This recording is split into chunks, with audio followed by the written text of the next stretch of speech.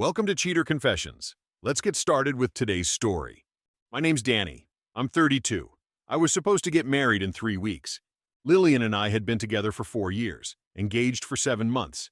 Everything was locked in, venue booked, photographer paid, dress fitted. Her parents even gifted us a down payment for a condo in the suburbs. We weren't rich, but between my tech job and her dental clinic position, we were steady, predictable even. We weren't the couple people gossiped about. We were the couple people envied. Her bachelorette weekend was planned by her maid of honor, Clara. Cabin retreat, wine tastings, matching robes. Nothing wild, Lilian had told me. Just a break with her girls before the big day. She left on a Friday morning. They drove upstate in 2 cars, 6 of them total. I stayed home and used the quiet to get ahead on work. She sent a couple photos while she was away. Group shots, champagne, a fire pit selfie. All harmless. She got home Sunday afternoon. I was in the kitchen when she walked in. Hair still damp from a stop at the spa, oversized hoodie, suitcase dragging behind her. She gave me a tired smile and said, "I missed you." And I believed her. I helped her unpack later that evening, folded laundry while she took a nap, found a wine-stained t-shirt and a pair of sandals I'd never seen before. I figured they were borrowed. It wasn't until Monday evening that something felt off. We ran into Clara at a grocery store. Just a quick hello, nothing major. But as we walked away, I heard Clara say under her breath, "You really gonna act like nothing happened?" Lilian didn't react. She just kept walking, didn't even look back. I didn't say anything then. But the way Clara said it, and the way Lilian ignored it, stuck in my head. Something had happened. The next day, I couldn't shake the way Clara said it. Like it wasn't a joke. Like it was a warning. That night, while Lilian was asleep, I remembered the old iPad we hadn't touched in months. It was still linked to her Facebook. She used to stream yoga classes on it. I dug it out of the kitchen drawer. Still logged in. I opened her messenger. A group chat with her friends sat right at the top. I didn't have to scroll far. They were laughing about something from the Bachelorette weekend. It didn't take long to figure out what. One of the girls joked about Lilian disappearing with a guy in the middle of the night. Another said she didn't think she'd actually go through with it. Someone else called it her last free pass. Lilian didn't argue. She just said she still felt sick thinking about it. Then the name came up. Braden. Apparently, Clara invited him and a few guys to join them at the cabin on the second night. No one had mentioned that part to me. Lilian didn't deny anything. She didn't defend it. She just kept saying it meant nothing, like that was supposed to clean it up. It wasn't a kiss. It wasn't flirting. She slept with him. I was sure of it. I didn't keep reading. I didn't need the details. I took screenshots and sent them to myself, then deleted the message from the iPad, put it right back where I found it. I stood in the dark kitchen for a long time, not thinking, just breathing. I wasn't going to yell. I wasn't going to wake her up and demand answers. I was done playing the part of the fiancé. Now I was just planning the exit. The next morning I acted normal. We had coffee. She kissed me on the way out the door. I smiled, told her to drive safe. Nothing in my voice gave away what I knew. She left for work around 8. I sat on the edge of the bed for a few minutes, then got up and started packing. I only took what mattered: my laptop, clothes, documents, a few keepsakes. Left the rest behind. I didn't want a reason to come back. Once I was packed, I started making calls, canceled the venue, lost the deposit, canceled catering, the photographer, the band. Nobody asked questions. I paid the fees and moved on. By 10:30, the condo was quiet and half empty. I took one last look around. The kitchen still smelled like the coffee she made that morning. Her sandals were by the door. I didn't leave a note. I didn't send a text. I just walked out, booked a hotel 2 towns over, paid in cash, used a backup email for the booking. I didn't want to be found. Not yet. Around 1 in the afternoon, my phone started lighting up. Missed call. Another. Then a message from her. "Hey, did you take your computer to work? Can't find it." I didn't answer. A few minutes later. "Danny, where are you?" Then, "Are you okay?" She was still in the dark. Still had no idea what was coming. I muted the phone, turned it face down, and lay on the hotel bed staring at the ceiling. I wasn't trying to get revenge. I wasn't trying to teach her a lesson. I just didn't want to be anywhere near her when the truth finally landed. She wanted a clean start after her bachelorette weekend. So did I. By late afternoon, the messages were coming nonstop. First from Lilian, then Clara, then her sister Erin, a few mutual friends. Most were just variations of the same question. Where are you? What's going on? I didn't respond. I called my parents, told them I'd called off the wedding. I gave them the short version, said I found out Lilian hadn't been loyal, and I couldn't go through with it. They didn't ask for details. My dad said, "Do what you need to do. We've got your back." My mom was quiet, but I could tell she was angry. At Lilian, not at me. That night, around 7, Lilian left a voicemail. She was crying, confused, asking me to talk to her. Said I was scaring her.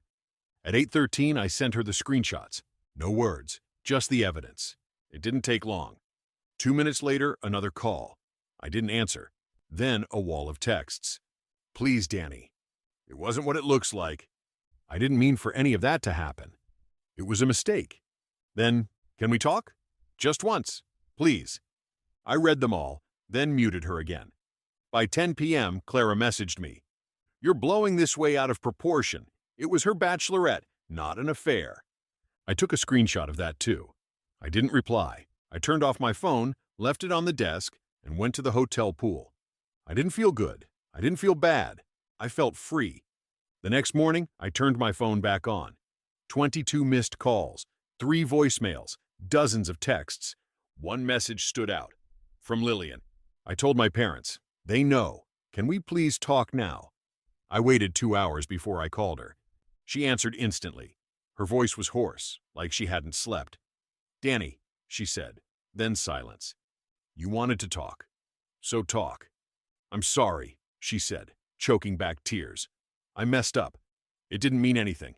I was drunk, and they were pushing me and—" "You slept with him," I said. Flat. No question mark. More silence. Then, "Yes." I didn't say anything. I let her sit in it. I didn't plan it. He was just there. I was drinking, and it just happened. I hated it the second it was over. "Then why joke about it with your friends?" "I wasn't joking. I read the thread, Lilian. Don't lie now." She broke. Full sobbing. Apologies. Promises. Begging. "I'll call everyone. Your parents, our friends. I'll tell them it was me. I'll say everything. I'll go to therapy. You don't have to forgive me, but please don't disappear like this." I kept my voice calm. "You want to fix this for you. Not for me." "That's not true," she said. "I love you. I want to spend my life with you. You should have thought of that before you decided a stranger was worth more than your future." I ended the call. 2 hours later, her dad called me, said he was sorry, said he was ashamed of her, told me I was still welcome in their home, that I was a good man, and they respected my decision. Her mom got on the phone, tried to defend her, said she was under pressure, stressed, made a mistake. I didn't argue. I just thanked them for the call and hung up. The last message I got from Lilian that night just said, "I'll never stop being sorry." I didn't reply. I'd already said everything I needed to say. I stayed in that hotel for 3 more days. Didn't go anywhere. Just slept, swam, ate quietly. No TV, no social media. I kept my phone on silent and checked it once a day. Lilian was still messaging. Her sister too. Some of her friends backed off. A few didn't. Clara tried again. She said I'd regret this. Said I was throwing away something good over one mistake. I blocked her. I called my buddy Damien, who lived a few hours away. Told him the whole thing. He didn't say, "I told you so," even though he never really liked Lilian. He just said, "Come stay here for a while. I've got space." I drove out the next day with just 2 bags and my laptop. Damien had a spare room. No questions, no pity. Just beers, music, and a quiet place to think. He worked early mornings, so I had the place to myself most of the day. I used that time for long walks, emails, and clearing my head. I thought maybe I'd be angry, but I wasn't. The more time passed, the more I realized I didn't care what happened to Lilian next. I didn't want to know if she was okay.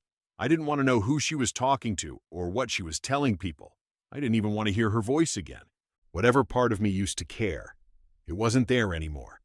A week later, I found out she'd started texting my mom, trying to explain things. My mom never responded. She just forwarded me the screenshots and said, "She won't get anything from us." That was the last time I heard her name in my family's house. I didn't need revenge. I didn't need closure. I'd already won. She showed me exactly who she was before I signed anything, before we bought a house, before we had a kid. That wasn't a loss. That was a save. 2 weeks after I left, I got one last message from Lilian's sister. She said Lilian wasn't eating, wasn't talking to anyone, barely getting out of bed.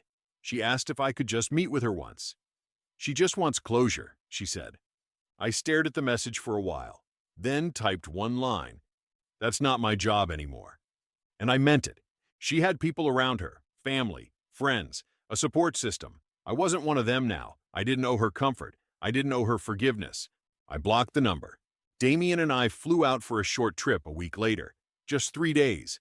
New city, new routine. I wasn't looking to celebrate. I just wanted to breathe different air. And I did. The first night we were there, we sat at a rooftop bar. I looked around and realized I wasn't thinking about her anymore. Not the messages, not the cabin, not the wedding that didn't happen. I was just there, in the moment, free. When we got back, I cleared out the rest of my stuff from storage, started looking for a new place, not a shared condo, not a starter home, just something simple that was mine. People asked what happened. I told them the truth. She cheated. I left. No dramatics, no gossip, just facts. Sometimes I think about how close I came to marrying someone who could betray me and still look me in the eye the next day like nothing happened. But then I remember I didn't, and that's the best decision I ever made. A couple years passed. I stayed in the city, got a new place, new job, started dating again. Nothing serious at first, but eventually something real, better, healthier. One afternoon, I ran into Lilian at the grocery store. She saw me before I saw her. "Danny," she said. I nodded. "Hey." She asked if we could talk for a minute. I said sure. We stepped outside. It was short, polite. But then she opened up. She said she'd been in therapy, that she still thought about everything, that she knew she'd made the biggest mistake of her life. "I tried dating other people," she said.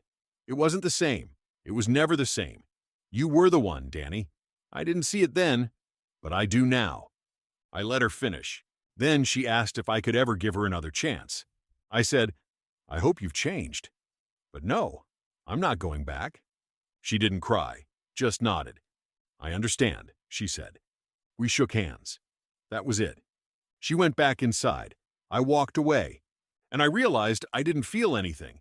Not anger, not regret, not even relief. Just done. Thank you for watching.